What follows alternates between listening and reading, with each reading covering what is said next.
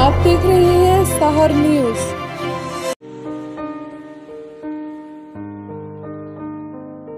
भरपर पीरनारा के मकाम पर तालाब में नहाते हुए 3 नौजवान डूब गए और एक शख्स जख्मी। रेस्क्यू 1122 ने जख्मी और लाशों को अस्पताल मुंतकिल कर दिया।